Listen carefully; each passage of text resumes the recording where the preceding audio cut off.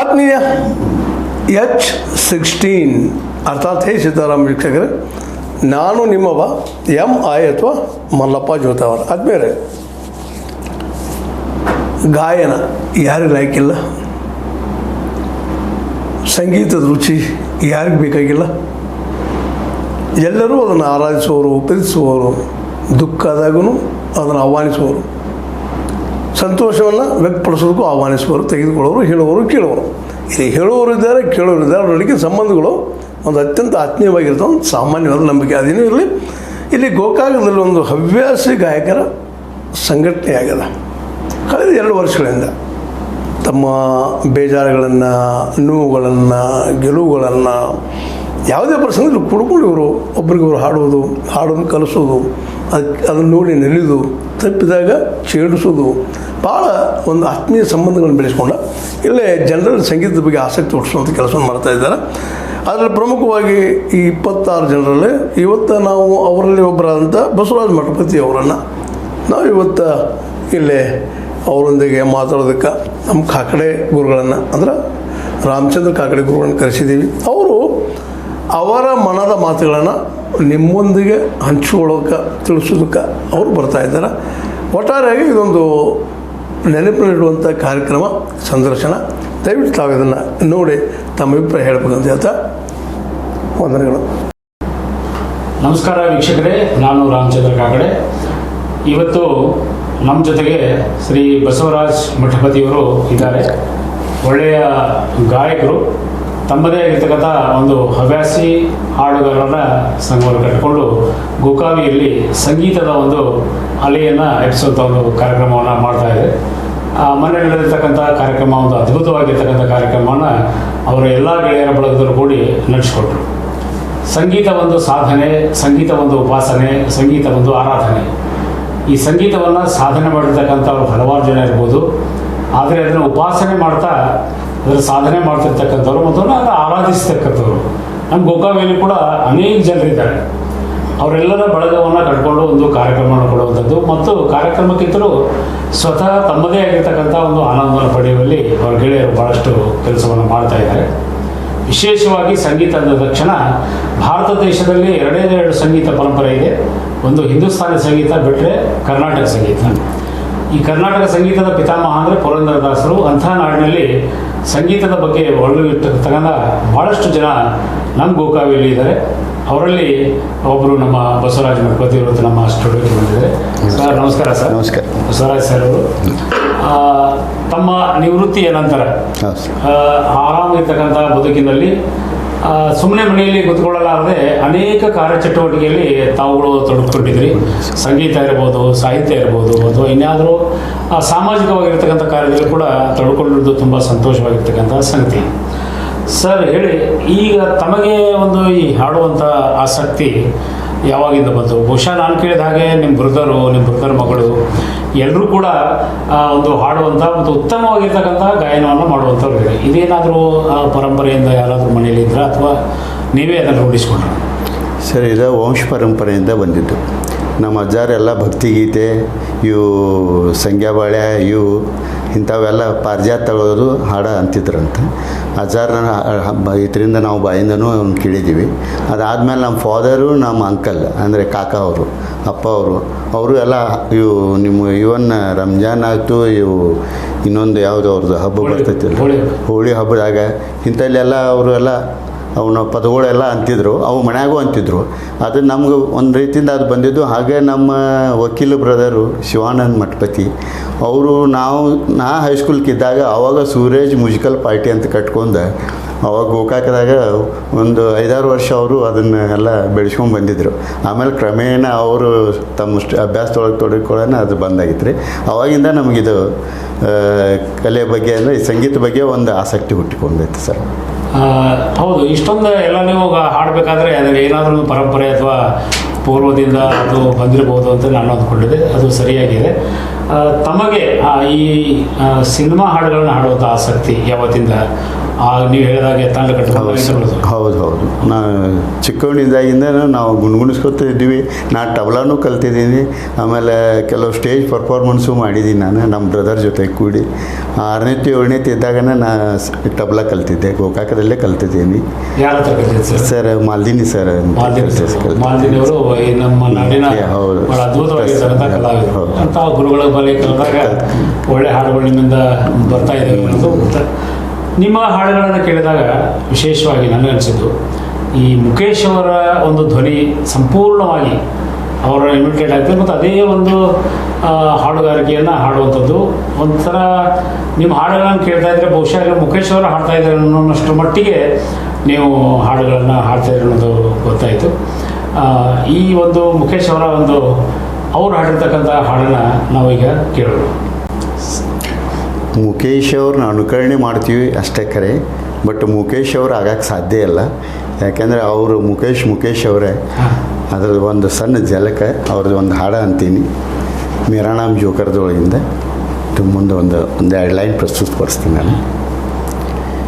ಜಾನೆ ಕಹಾ ಗಯೇ ವೋ ದಿನ್ कहते थे तेरी राह में नजरों को हम बिछाएंगे, जाने कहाँ गए वो दिन कहते थे तेरी राह में नजरों को हम बिछाएंगे, जाने कहीं कि तुम रहो चाहेंगे तुमको उम्र भर, तुमको न भूल पाएंगे.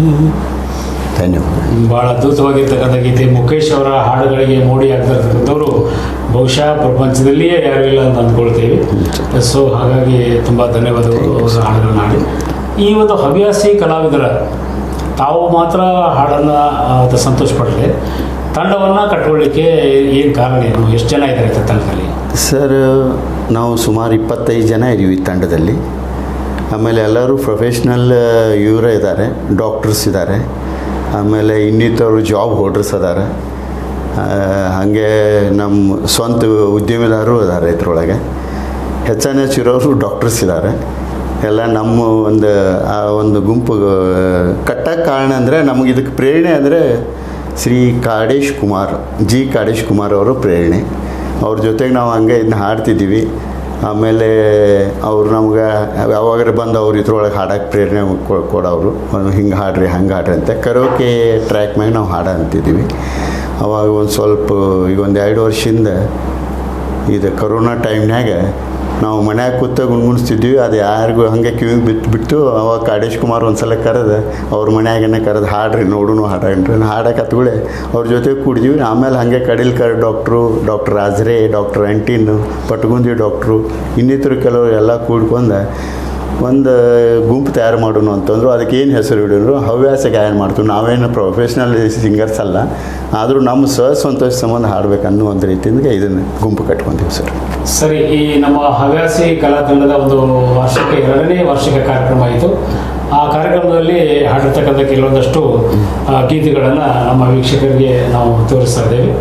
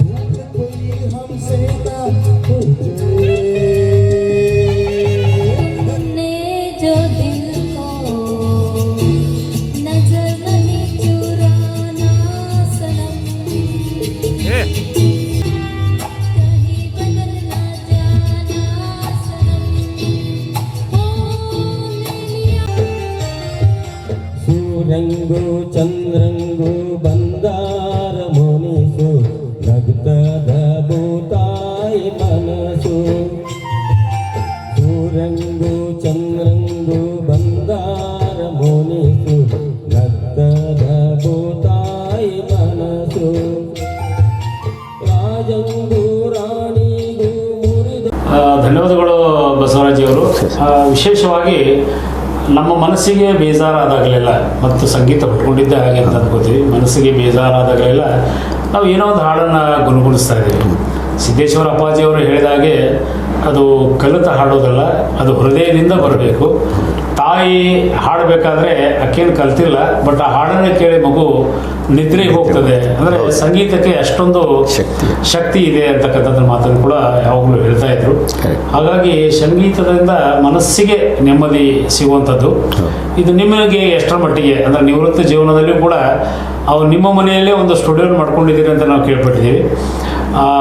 ಈ ನಿಮ್ಮ ಮನಸ್ಸಿಗೆ ಎಷ್ಟರ ಮಟ್ಟಿಗೆ ಅದು ಸಂತೋಷವಾಗಿದೆ? ನೀವು ಹೇಳೋ ಮಾತು 100% ಸತ್ಯ.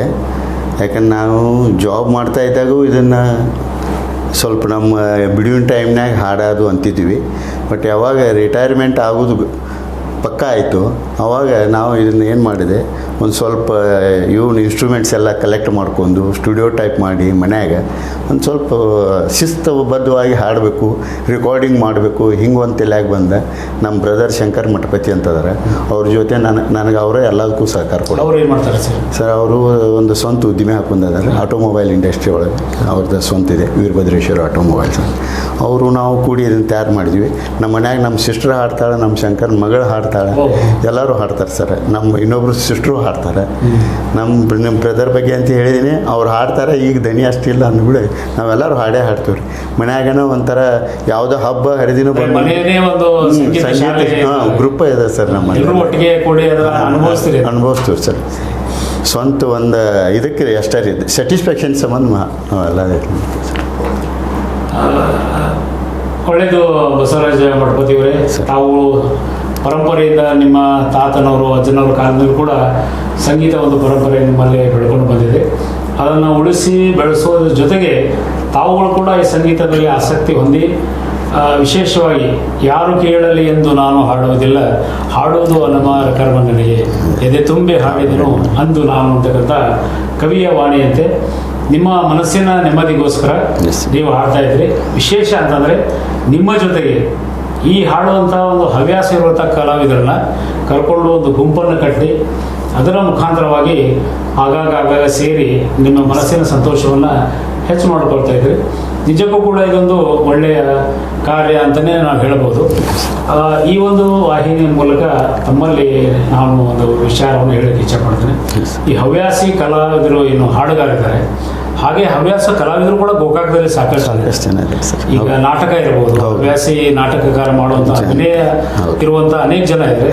ಅದು ಒಂದು ತಂಡ ಆಗಿ ಇದು ನಾಟಕ ರಂಗದಲ್ಲಿಯೂ ಕೂಡ ಗೋಕಾಕ್ ಇನ್ನೂ ಹೆಚ್ಚಿಗೆ ಬಂದಿಲ್ಲ ನಮ್ಮ ಒಂದು ಗೋಕಾವಿಗೆ.